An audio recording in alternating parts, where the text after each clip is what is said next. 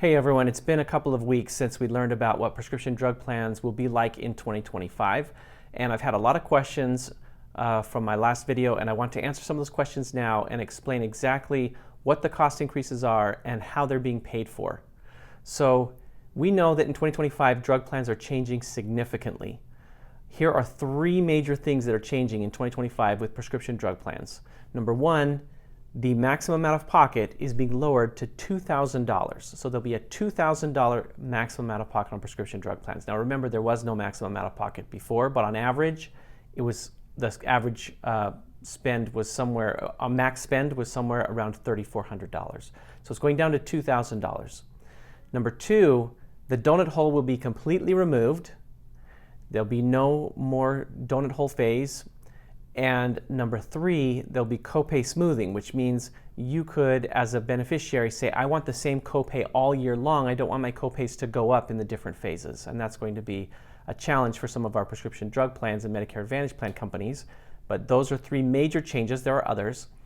And I would say a fourth change that's part of the change in phases is that some prescriptions will be excluded from the initial phase or the deductible phase.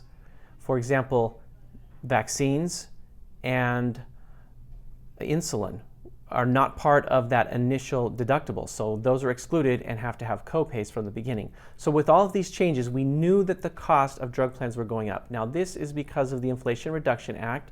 The Inflation Reduction Act required these things, and of themselves, these are great things. They're increased benefits for our seniors.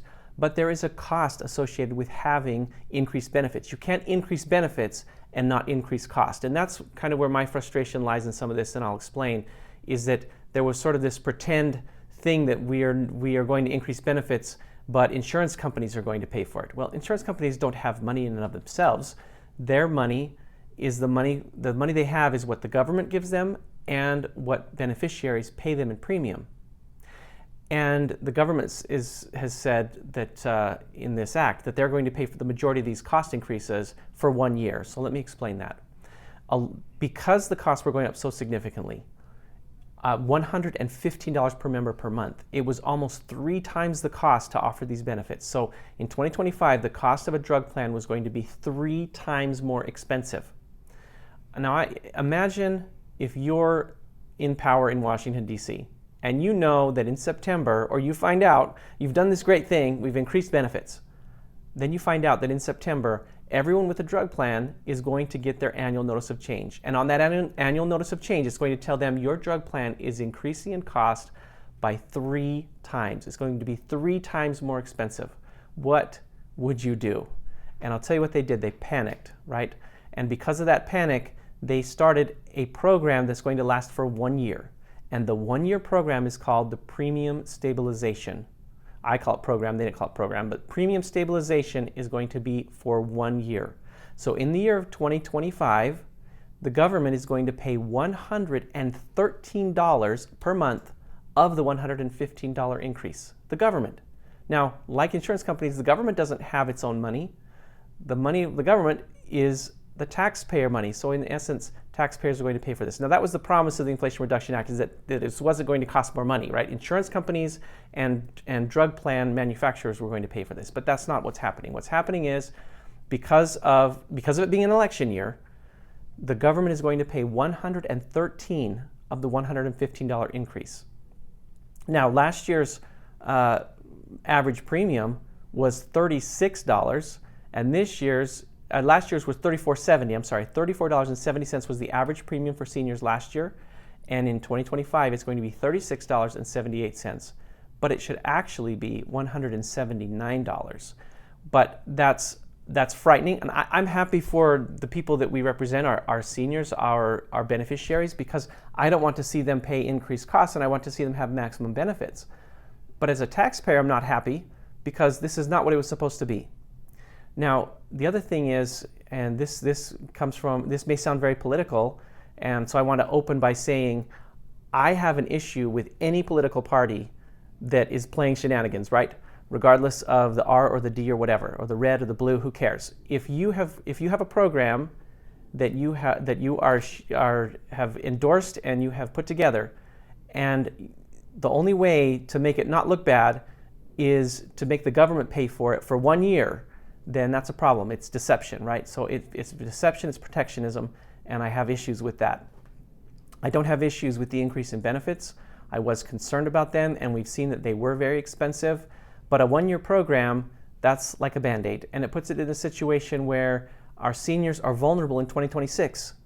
They're vulnerable to a major increase and to a lot of finger pointing in politics, saying, they did it, we did it, I'm the one that, they're the ones that did it, I'm not the one that did it.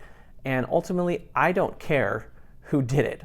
I want good benefits for my seniors, but I want it to be transparent and I want the politicians and CMS to be real about what the cost of a program is. If you increase the benefits, then you increase the cost.